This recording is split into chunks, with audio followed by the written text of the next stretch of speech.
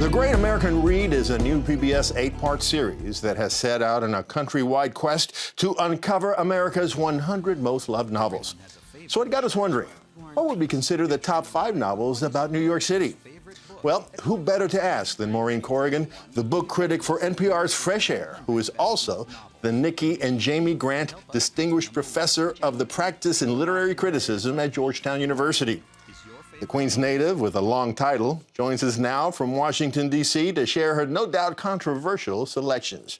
Maureen, thanks for joining us. It's a bold decision you've made to share your top 5 here. Thank you very much, Raphael. Well, it wouldn't be a New York novel if you couldn't argue about it. That's right. So first of all, quickly, give us the criteria that you use to determine the top 5.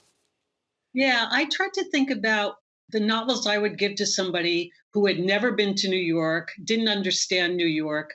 What would I want to give them to make them understand the New York voice, some of the elements of the city, like con artistry, claustrophobia, voyeurism.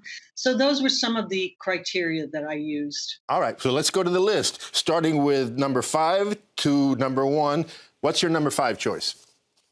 My number 5 choice is the most controversial. It's Time and Again by Jack Finney. And it's controversial because this is not a high literary novel. Jack Finney was a pulp writer. He was the master who gave us The Invasion of the Body Snatchers, which was a short story before it was a film. And Time and Again is a time travel novel. It's about an ad executive named Cy Morley who travels back as part of an experiment to 1880s New York. And I have to tell you, this novel, there's something indelible about it. You read it and you can't forget those images of the Dakota, of Central Park, of New York lit by gaslight. Yeah. Even though the writing isn't what we would call poetic or literary, Finney had some magic. And anybody who loves New York wants to go back to an earlier incarnation. Makes sense to me. Okay, number 4. Number 4 is Netherland by Joseph O'Neill. And I tried to think of a novel that gave us the 9/11 experience and also the immigrant experience. And Netherland does both. It's a beautiful rewriting of The Great Gatsby, which is also on my list.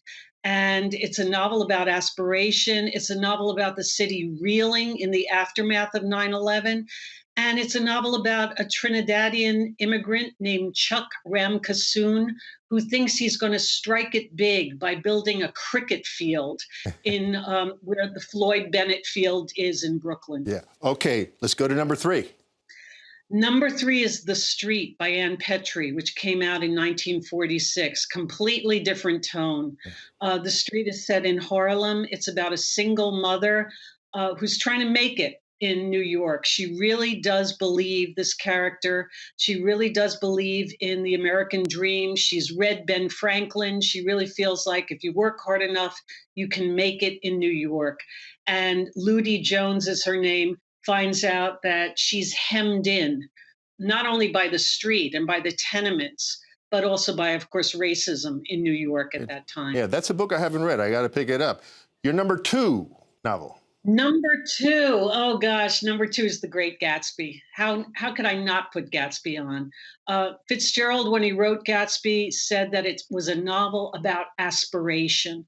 And it was published in 1925. So people do think of it as the Jazz Age novel. Well, the 1920s was the era when New York became New York in a way that we would recognize. The skyscrapers, the speed, the nervous energy in the air. And the characters are always going back and forth between Long Island and New York. And the novel, those last 7 pages of the novel, which loads of critics, including me, think are the best 7 pages anybody ever wrote about America. They're all about New York and the promise of the city. So The Great Gatsby is the first runner-up, which will become number 1 if your number 1, which is coming up next, relinquishes the title. So drum roll, what is your number 1 novel? Well, the number 1 novel is Edith Wharton's House of Mirth. It's written in 1905 during that time when we have that second giant wave of immigration coming into the city. And it's a novel that really takes its main character down through all the social classes in the city.